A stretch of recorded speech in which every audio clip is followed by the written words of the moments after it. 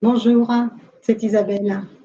Aujourd'hui, je vais vous présenter 3 clés pour retrouver de la sérénité avec vos enfants, pour arrêter de courir partout, arrêter d'être stressé à chaque fois que vous les retrouvez, à l'idée de toutes les choses que vous avez à faire ensemble. Je me présente, donc je suis Isabelle Mante, créatrice du blog En route vers la sérénité. J'accompagne les adultes et les enfants à trouver plus de joie et de sérénité au quotidien. Pour vous parler un peu de moi, les gens qui me connaissent bien ont du mal à s'imaginer que j'étais quelqu'un de très stressé. Stressé même pour des petites choses du quotidien, pour des choses anodines. Le moindre accroche dans mon planning me faisait trembler. J'étais quelqu'un aussi d'hyperactif. Je pense que je faisais beaucoup de choses pour cacher mon stress. J'étais aussi parfois très colérique. Il m'arrivait aussi de me mettre dans des états pas possibles, d'être une révoltée. Et voilà, au fil du temps, j'ai appris, j'ai suivi des enseignements, des formations, j'ai commencé à lire énormément de livres de développement personnel. Voilà, j'ai vraiment fait tout un cheminement et aujourd'hui, tout ça, c'est du passé. Je ne suis plus stressée, même lorsque des événements assez contrariants m'arrivent, je suis capable de les affronter avec sérénité. Je ne me mets plus en colère, ou en tous les cas, même si j'ai encore de la colère, je ne l'exprime pas de façon inappropriée. Je trouve les mots justes pour l'exprimer et ça change vraiment tout. Donc, au fil des années, lorsque j'ai développé ces compétences, j'ai décidé de me former pour accompagner d'abord les adultes vers plus de sérénité et puis ensuite les enfants. Et au fil du temps, j'ai remarqué que les adultes qui étaient seuls à faire ce parcours étaient un petit peu frustrés que leurs enfants ne fassent pas la même chose et inversement. Les enfants que j'accompagnais pour qu'ils retrouvent plus de sérénité rentraient chez eux un peu dépités parce qu'ils retrouvaient des parents très stressés. Et donc, sur ce, j'ai décidé d'écrire un livre qui s'appelle Méditer avec ses enfants, qui permet aux parents et aux enfants de s'inscrire dans cette pratique si généreuse, si magnifique, et de leur permettre de découvrir vraiment beaucoup plus de joie, de sérénité, d'apaisement dans leurs relations. Donc voilà un peu qui je suis. Aujourd'hui, nous allons voir donc des clés essentielles. Avant de démarrer, je voudrais juste vous préciser quelque chose. En effet, cette formation, cette conférence, j'ai voulu vraiment la faire sur un axe de 3 clés à mettre en place. Je vous demande vraiment de ne pas simplement prendre le temps d'écouter simplement une théorie, mais vraiment d'essayer de mettre en place les choses. Essayez vraiment d'intégrer ces 3 clés dans votre quotidien. Faites-le juste pour la semaine qui vient et puis après vous verrez. OK? Donc je vais vous demander de prendre des notes. Prenez de quoi écrire pour noter les recommandations que je vais vous faire. Et puis ensuite, passez à l'action. Ne laissez pas, une fois de plus, les choses tomber en vous disant que vous avez vu la vidéo et puis c'est bon. La seule chose qui pourra changer dans votre vie, si vous voulez vraiment que les choses soient plus sereines, si vous voulez vraiment que les choses se mettent en place, eh bien, c'est de passer à l'action. Donc, nous allons voir maintenant ces 3 clés. Vous êtes prêts? C'est parti. Donc, la première clé que je voulais partager avec vous, c'est l'erreur qui consiste à penser que lorsqu'on n'a pas beaucoup de temps, eh bien, au moment où on arrive à la maison, on démarre sur les chapeaux de roue. Allez hop, on se met tout de suite à l'action au lieu de prendre un temps pour se poser. En fait, cette attitude est très contre-productive. Si vous rentrez du travail encore avec des soucis dans la tête, sachez que vous dépensez votre énergie avec encore ces soucis qui sont présents. Donc, c'est important que vous preniez un temps pour vous poser, pour vraiment clore la journée de travail et pouvoir démarrer votre nouvelle journée avec vos enfants, avec votre famille. Pourquoi ceci est important?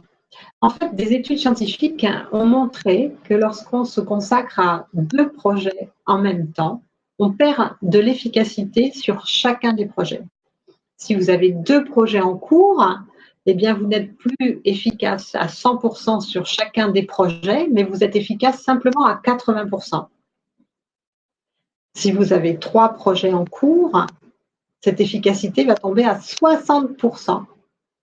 Donc, vous vous imaginez, si vous rentrez à la maison avec tous vos projets dans la tête, eh bien, vous avez vraiment une efficacité qui est beaucoup moins importante. Vous commencez vraiment votre soirée avec tous ces soucis que vous emmenez avec vous. Alors évidemment, comme vous n'avez pas beaucoup de temps, je ne vais pas vous demander de vous poser 30 minutes pour faire une méditation ou une relaxation ou du yoga ou une autre pratique. Mais je vais vous demander vraiment de prendre un temps pour mettre un sas, un petit sas simplement d'une pause, un sas qui soit une façon de clore ce qui est passé pour démarrer ce qui va venir. De simplement vous poser, donc vous pouvez le faire, vous pouvez choisir de le faire par exemple en sortant du travail. Si vous sortez du travail, que vous prenez votre voiture pour aller retrouver vos enfants, avant de sortir de la voiture pour aller les retrouver, vous pouvez prendre simplement quelques minutes dans la voiture pour vous poser, simplement à l'écoute de vos ressentis corporels. Sentir par exemple si vous avez encore maintenu des tensions corporelles dues à la journée ou au stress des bouchons. Donc, de sentir ces tensions corporelles et peut-être d'essayer, si vous le pouvez, de les relâcher. Essayez de voir si vos épaules sont tendues, si vous êtes crispé à certains endroits du corps. Essayez vraiment de vous connecter à ce que vous ressentez dans votre corps à ce moment-là. Observez aussi s'il reste des tensions mentales, c'est-à-dire des pensées, des soucis. Au lieu d'essayer de vous dire non, non, je ne dois pas y penser, simplement remarquez-le. Le simple fait de remarquer que des pensées sont présentes fait qu'elles sont déjà beaucoup moins prégnantes et beaucoup moins impactantes sur notre stress, sur notre mental, tout simplement. Donc, prenez le temps de vous poser, de vraiment prendre un temps tranquille dans la voiture. Voilà. Prenez un temps pour, voilà. Ça y est, maintenant, ma journée est terminée. Je n'ai plus besoin de penser au travail. Là, j'ai juste besoin de penser à ce que je vais faire, comment je vais passer ma soirée avec mes enfants. Et je prends cette intention d'être vraiment attentif dans les prochaines minutes et surtout dans les premières minutes où je vais être présente avec mes enfants. Et puis, une fois que vous retrouvez vos enfants, prenez un temps aussi pour être vraiment avec eux. Pas simplement pour faire un trajet avec eux, mais pour être vraiment présent. Et au lieu de leur demander ce qu'ils ont fait de leur journée, ce qu'ils ont appris, s'ils ont fait leurs devoirs, demandez-leur ce qu'ils ont trouvé joyeux, qu'est-ce qu'ils ont aimé dans leur journée, qu'est-ce qui les a rendus heureux, qu'est-ce qui leur a fait plaisir. Apprenez-leur à partager avec vous ces petits bonheurs du quotidien. Vous pouvez aussi leur dire, vous, ce qui a été plaisant dans votre journée. Et il y a forcément quelque chose qui a été plaisant dans votre journée, même si c'est juste de boire un café avec un collègue. Donc, prenez ce temps vraiment pour poser la journée qui est passée et pour entamer la prochaine journée. Si vous rentrez à la maison directement pour retrouver vos enfants, vous avez sans doute beaucoup de choses à faire, peut-être le repas, peut-être les aider à faire leur toilette, à préparer leurs affaires. Ce que je vous propose, c'est de prendre quand même ce temps. Pas besoin de prendre une demi-heure pour papoter avec eux, mais vous pouvez juste prendre un temps, 5-10 minutes, de vous asseoir avec eux et de leur demander aussi ça va alors, qu'est-ce qui était chouette aujourd'hui pour toi? Et de leur laisser juste un temps pour vous raconter un petit peu ce qu'ils ont aimé, ce qu'ils ont vécu de joyeux dans la journée. Et de partager avec eux, de dire ah ouais, super, et ben moi, tu vois, c'était sympa, ce midi, j'ai déjeuné avec des collègues que j'aime beaucoup, on s'est raconté nos petites histoires, ou voilà, ou d'autres choses qui ont pu être joyeux pour vous, ou peut-être même quelque chose dans votre travail que vous avez trouvé valorisant. Oh là là, j'avais préparé un super dossier, j'étais contente de le présenter. Voilà. Essayez vraiment de prendre ce temps plutôt que de courir tout de suite pour aller faire le repas, pour aller faire tout ce qu'il y a à faire en rentrant. Prenez vraiment un petit temps pour vous poser. Ça va vraiment changer les choses. D'abord parce que ça va permettre à vos enfants d'être vraiment en connexion avec vous, c'est-à-dire qu'ils vont vraiment sentir que vous êtes présente pour eux et ils vont certainement beaucoup moins vous solliciter par la suite. Parce que s'ils sentent que vous êtes très occupé, que vous ne les écoutez pas ou que vous ne vous occupez pas d'eux, ils vont vous solliciter davantage et ils vont essayer d'attirer votre attention, parfois peut-être en faisant des bêtises. Donc vraiment, voilà, je vous suggère vraiment de prendre ce moment pour être vraiment avec eux, pour prendre vraiment le temps de vous poser et de partager un moment avec eux, de clore la journée de travail pour vous ancrer vraiment dans le moment présent, dans ce qui se passe et d'être vraiment dans ce que vous faites, dans ce que vous allez passer comme moment avec vos enfants pour le reste de la soirée. Donc voilà pour cette première clé. Alors la deuxième clé, elle est aussi importante et elle peut vraiment vous aider à vraiment mettre plus de côté paisible en fait, à éviter de mettre des tensions. En fait, lorsqu'on rentre le soir à la maison, les enfants, ils ont aussi des choses à faire. Ils ont souvent des devoirs, ils ont leur toilette à faire, ils ont leur sac à préparer pour les plus grands. Donc, le repas doit être fait. Vous avez peut-être aussi quelques tâches à faire. Donc, tout le monde court dans tous les sens. Et puis, vous aimeriez bien que vos enfants fassent ce qu'ils ont à faire, savoir leurs devoirs, leur toilette. Donc, vous faites autre chose. En fait, cette deuxième clé, elle est importante, c'est de vraiment donner des indications claires à vos enfants. Ils savent qu'ils ont leurs devoirs à faire, je suis d'accord avec vous. Ils savent qu'ils ont leur toilette à faire, je suis d'accord avec vous. Mais vous avez peut-être remarqué qu'il faut répéter souvent avec les enfants. Il faut répéter souvent, régulièrement, et leur rappeler. Et surtout, ce qui est important, c'est de leur donner des indications claires en matière de temps. Lorsque vous rentrez, indiquez-leur, dites-leur, bon, écoute, voilà, tu vois, il est 18h30, il est 19h, à 20h, on va manger. D'ici là, il faudra que tu aies terminé tes devoirs et il faudra que tu aies fait ta toilette. Et plutôt que de leur dire, je veux que tu fasses fini tes devoirs, j'espère que tu as fini tes devoirs, dites-leur simplement, je veux que tu aies fait tes devoirs, que tu aies préparé ton sac et fait ta toilette. Donc, moi, j'ai besoin d'avoir du temps de mon côté pour préparer le repas. Donc, comment tu veux qu'on procède? Est-ce que tu veux que je t'aide tout de suite à réviser quelque chose pour tes devoirs et à faire ta toilette? Est-ce que tu préfères que je commence un petit peu le repas et ensuite je t'aide? Dis-moi ce que tu préfères. Le fait aussi de laisser un choix aux enfants leur permet d'être autonomes, de savoir ce qu'ils préfèrent. Peut-être qu'ils préféreront que vous commenciez le repas d'abord parce qu'ils sont en train de finir quelque chose. Peut-être qu'ils préféreront passer tout de suite un moment avec vous ou que vous les aidiez pour réviser une leçon. Et ça, leur permettre de faire un choix, ça les rend beaucoup plus autonomes. Et ça leur permet aussi de faire davantage les choses plutôt que quand on leur impose. Donc voilà, ça c'est une chose importante aussi de leur rappeler. Pendant que vous êtes en train de préparer le repas, peut-être que votre enfant a choisi de terminer ses devoirs, de faire sa toilette, de faire son sac, et puis peut-être qu'il se laisse déborder par le temps parce qu'il ne voit pas, il rêvasse, peu importe. Mais régulièrement de lui rappeler, il est telle heure, il reste une demi-heure avant qu'on passe à table. Hein. Tu en es où? Est-ce que tu as avancé? Est-ce que tu as bientôt terminé? Je te rappelle qu'on passe à table dans une demi-heure. Est-ce que tu seras prêt? Je compte sur toi. Voilà. Ça permet aux enfants de dire, ah ok, bon, allez, il me reste tant de temps. Et donc, ça leur permet de se mettre en action beaucoup plus facilement. Donc, voilà pour cette deuxième clé. Donc, vraiment donner des indications claires à vos enfants et puis de leur donner aussi ce choix de savoir ce qu'ils vont préférer faire en premier. Donc, voilà pour cette deuxième clé. D'ici quelques instants, je vous expliquerai aussi comment aller plus loin, aller au-delà de ces 3 clés fondamentales. Et en attendant, eh bien, voyons cette troisième clé qui va pouvoir vous aider. Alors, cette troisième clé, c'est l'œil du débutant.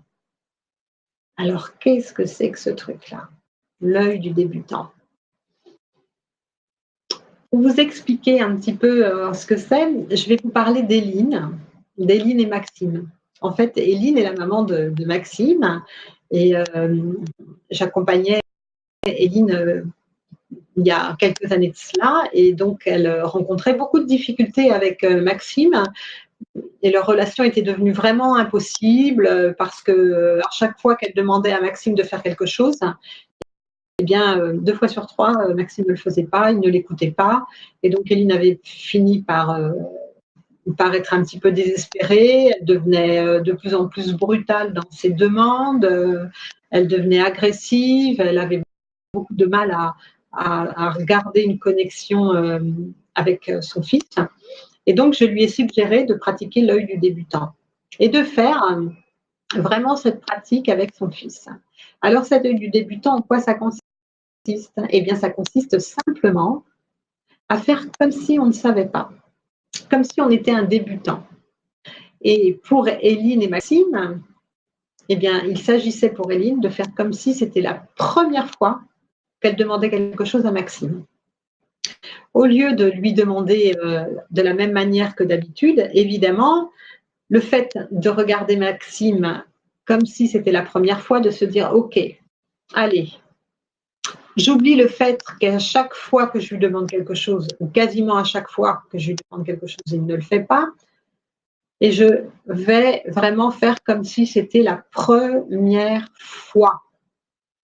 Et comme si je ne savais pas ce qui allait se passer.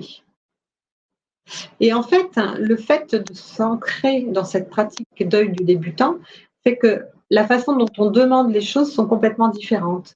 Donc, Éline a été très surprise du résultat. Parce que d'un seul coup, Maxime s'est mis à faire les choses beaucoup plus facilement. Alors évidemment, il y a des moments où elle est revenue à ses anciens schémas. Mais ce n'est pas grave, elle en prenait conscience et elle reformulait à chaque fois. Même si elle avait demandé une première fois d'une façon un petit peu brutale, à chaque fois, elle se posait un instant quand elle le constatait, elle se disait « Ok, comment je pourrais lui demander si c'était la première fois ?» Et donc, les paroles qu'elle disait avant pouvaient être du genre écoute, ça fait 3 fois que je te demande de ranger ta chambre maintenant, c'est bon quoi, vas-y, mets tout, fais-le quoi, c'est pas possible. Et du coup, elle se posait, elle se disait ok, bon, comment pourrais-je lui demander la même chose comme si c'était la première fois? Et là, du coup, d'autres mots venaient pour elle. Donc, elle formulait les choses différemment. Elle lui disait tu sais, j'aimerais vraiment beaucoup que tu ranges ta chambre. Est-ce que ça serait possible pour toi de le faire maintenant? Comme ça, on est tranquille. Et puis, parfois, quand elle voyait qu'il était motivé, eh bien, elle venait l'aider. Elle venait regarder. Elle disait, tiens, regarde ce livre-là. Est-ce que tu penses que ce serait pas mieux si tu le mettais dans la bibliothèque? Comme ça, tu peux le retrouver plus facilement la prochaine fois. Et donc, Maxime sentait qu'il n'y avait plus de jugement, plus d'agressivité. Et il avait beaucoup plus de plaisir à faire les choses lorsque sa maman lui demandait. Parce que derrière ce manque d'œil du débutant, il y a souvent beaucoup de jugement.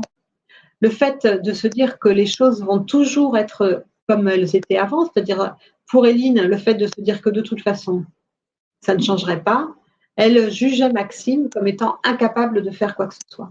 Et donc lui, il se sentait effectivement comme sa maman lui renvoyait, c'est-à-dire il se sentait incapable de faire quoi que ce soit. Et du coup, il ne faisait pas.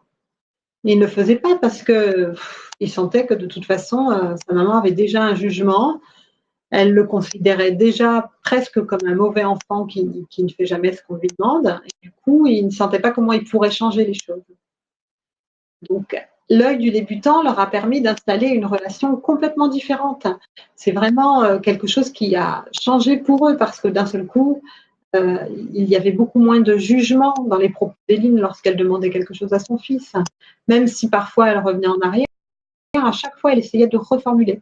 Et c'est pour ça que c'est important pour moi de vous inciter à mettre en place, parce que les schémas, nos schémas, ils sont ancrés depuis longtemps. Ça fait longtemps qu'on fonctionne comme ça. C'est pas facile de changer, donc ce n'est pas en faisant une fois, deux fois, trois fois que les choses elles vont changer pour la vie. Il faut faire et refaire. Il faut s'entraîner. Donc, entraînez-vous à pratiquer cet œil du débutant avec vos enfants, avec vos proches, même avec vos conjoints. Vous verrez que les choses vont être différentes. Pour vous donner un exemple, si vous avez un ami qui vient vous voir pour vous demander quelque chose et puis, manque de chance, au moment où vous a demandé cette chose-là, vous lui avez dit oui, et puis après, vous avez été pris par d'autres soucis, vous avez oublié ou vous n'avez pas eu le temps. Et la fois d'après, votre ami va venir vous voir en vous disant oui, bon, de toute façon, je te l'ai déjà demandé, mais quand je te demande un truc, tu ne le fais pas, donc c'est bon, quoi. Imaginez dans quel état vous allez être. Imaginez quel niveau d'estime de vous-même aurez-vous. Vous ferez certainement la chose, c'est sûr. Ça va vous faire bouger, ça va vous vexer et ça va vous obliger à faire la chose. Mais dans quel état intérieur serez-vous? Comment vous allez vous sentir? Certainement, vous allez vous sentir piteux, vous allez vous sentir misérable, votre estime de vous-même va baisser, vous vous sentirez un peu honteux par rapport à votre ami. Vous perdrez le lien aussi avec cet ami. Certainement que vous lui en voudrez un petit peu d'avoir eu ces propos-là. Donc, vous voyez, avec vos enfants, c'est la même chose. À chaque fois que vous avez cette façon d'interpréter les choses en jugeant, eh bien, ils se sentent un peu piteux. Alors, je tiens à le dire, je ne cherche pas à vous blâmer. J'ai moi-même fonctionné comme ça. J'ai moi-même longtemps pratiqué de la même façon. J'ai longtemps, et ça m'arrive encore, de me dire telle personne est comme ça, je lui ai dit ça un jour, elle m'a répondu ça. Ça m'arrive encore de temps en temps d'avoir ce jugement. La différence, c'est que je le constate tout de suite et que je me dis ah, allez, essaye de voir vraiment les choses différemment, remarque ce jugement que tu as et essaye de faire vraiment comme si tu ne savais pas, essaye de reprendre ton œil du débutant là pour voir si tu pourrais rentrer en relation avec cette personne de façon différente. Et ça change complètement les choses, hein. Vraiment, c'est vraiment très puissant. Donc, vraiment, je vous incite à pratiquer cet œil du débutant avec vos enfants pour, à chaque fois que vous aurez besoin de leur demander quelque chose ou que vous aurez besoin de rentrer en relation avec eux. Donc voilà pour ces trois clés que je voulais partager avec vous. Donc, une fois encore, je vous incite vraiment à mettre en pratique, hein, ne pas simplement prendre les notes et les mettre dans un petit coin là, à la maison et ne plus vous en occuper. Essayez de ressortir les notes, affichez-les sur la porte du frigo. Je sais que c'est un bon endroit, on passe tous les jours devant. En gros, mettez les 3 points et puis essayez de pratiquer. Faites-le pendant une semaine. Vous testez pendant une semaine. Qu'est-ce que vous risquez de prendre pendant une semaine ces 3 clés en compte et puis de voir ce qui va se passer? Voilà, vous ne prenez pas beaucoup de risques, hein. Donc, vraiment, je vous incite à essayer de mettre en place vraiment ces 3 clés. Et puis ensuite, eh ben, vous reviendrez vers moi pour me faire part de ce qui vous a aidé, ce qui vous a plu. Donc voilà pour ces 3 clés. Donc, je vous rappelle la première clé, donc se poser en arrivant à la maison, prendre le temps de clôturer la journée de travail avant d'entamer la journée avec sa famille. La deuxième clé, donc donner des indications claires à vos enfants en leur laissant un choix. Et puis la troisième clé, pratique de l'œil du débutant. Donc voilà ces 3 clés qui pourront vous aider au quotidien pour avoir plus de sérénité, plus de joie, plus de lien avec votre famille. Et puis si vous souhaitez aller plus loin, je voudrais maintenant, avec votre permission, vous parler d'une formation que j'ai mise en place et qui vraiment pourrait vraiment vous aider. Donc, cette formation,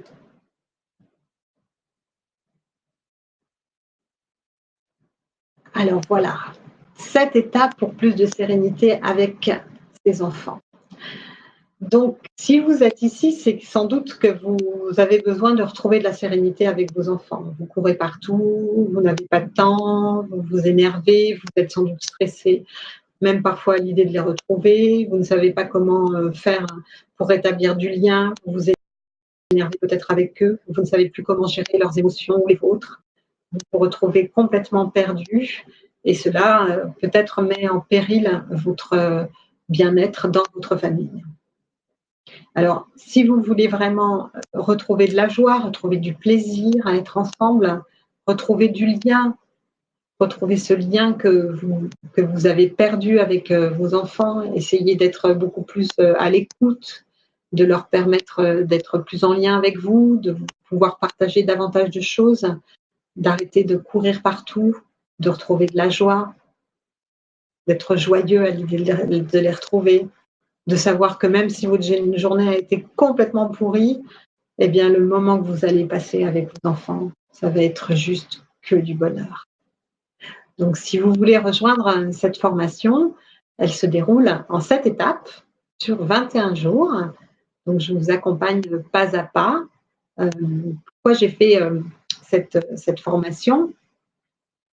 Eh bien, lorsque j'accompagnais les parents et les enfants, comme je vous l'expliquais, je trouvais qu'il y avait beaucoup de manque de lien. Et j'ai voulu permettre aux parents de retrouver ce lien, de retrouver cette joie d'être ensemble, d'être avec leur famille. Donc, j'ai établi ce programme complètement en ligne, donc vous pourrez le suivre au rythme qui vous convient.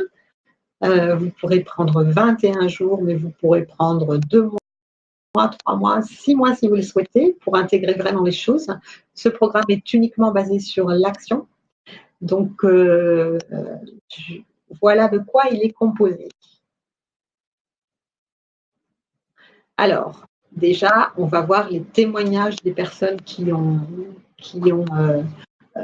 participé à certains des ateliers que j'ai animés, des personnes qui m'ont retrouvée soit au cours de stage, soit au cours de cycle, soit au cours d'accompagnement individuel et ponctuel.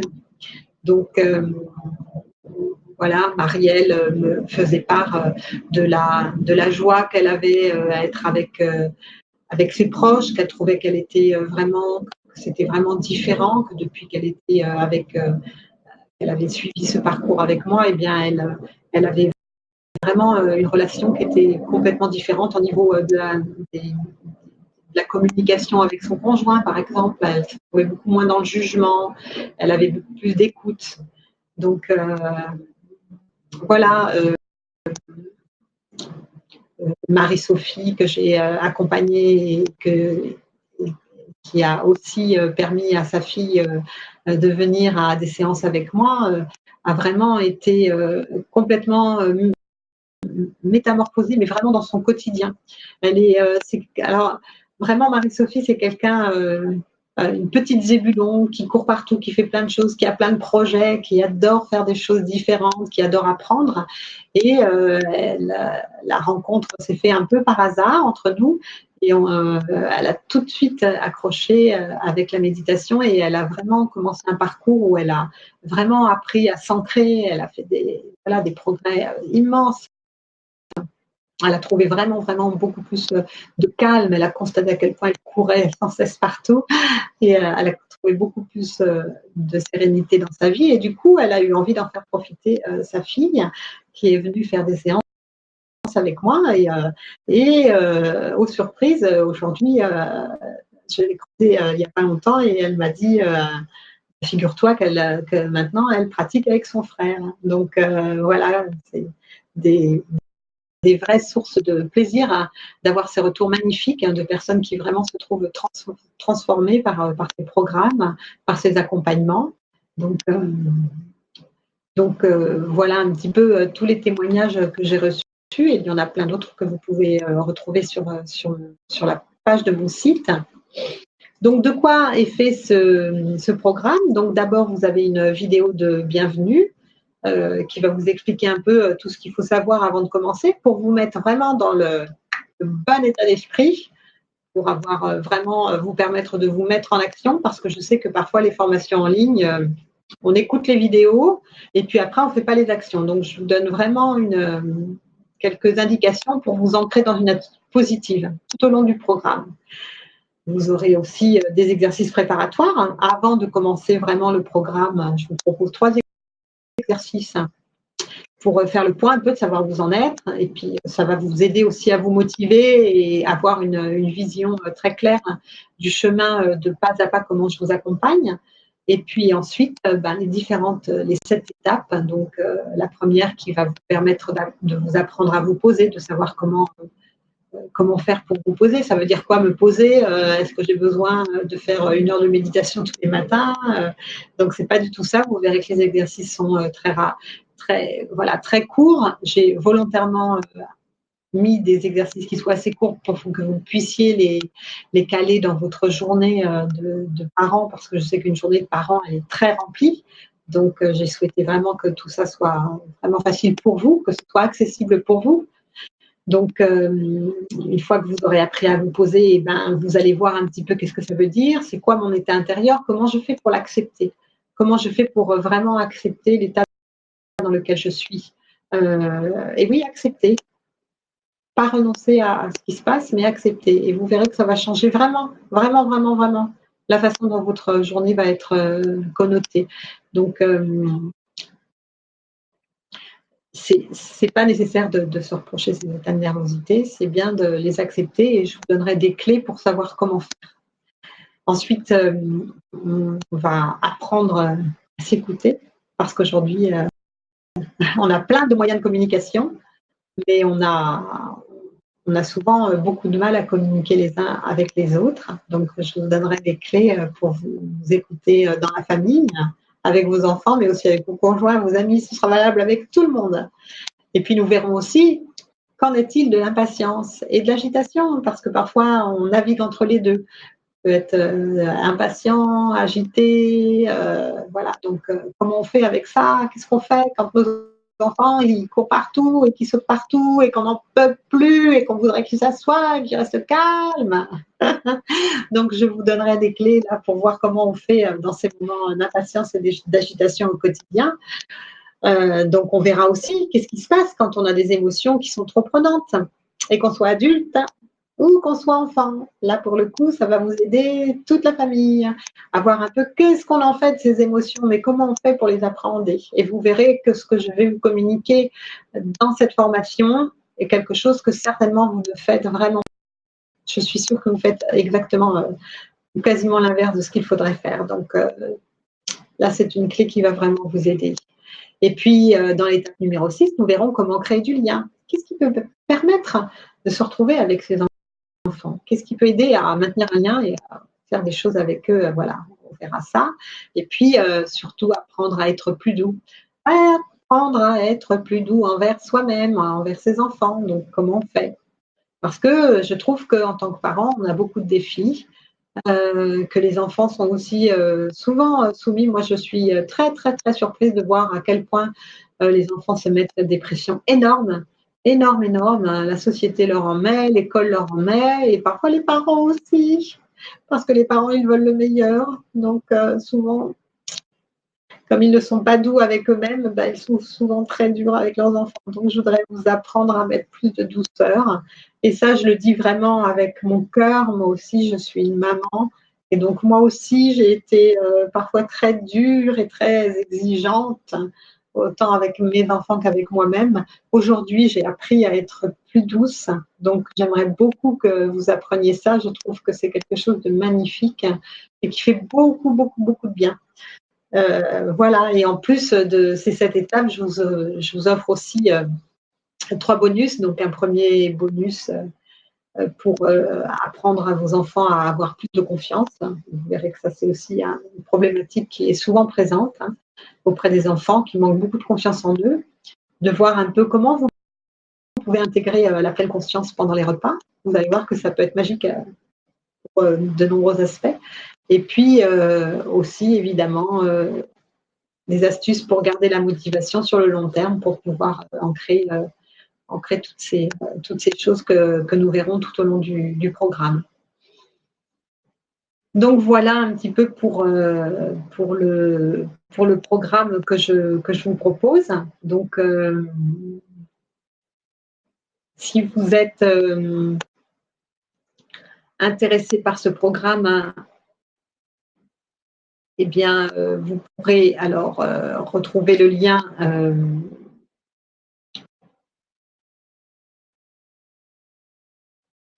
Vous pourrez retrouver le lien sous la vidéo. Donc, comme vous avez laissé votre mail, hein, donc je vous enverrai le lien pour vous permettre d'avoir vraiment accès à ce programme très rapidement. Donc voilà, j'espère que vous avez passé un bon moment avec cette conférence. J'espère que vous y avez trouvé des clés pour mettre plus de sérénité dans votre quotidien. Et puis, moi, je vous proposerai d'autres conférences prochainement pour vous aider à, voilà, à trouver de la sérénité, à être moins stressé, à trouver de la joie. Voilà, donc, je vous souhaite une très, très belle journée. Et puis, je vous dis à bientôt pour une prochaine conférence. À bientôt.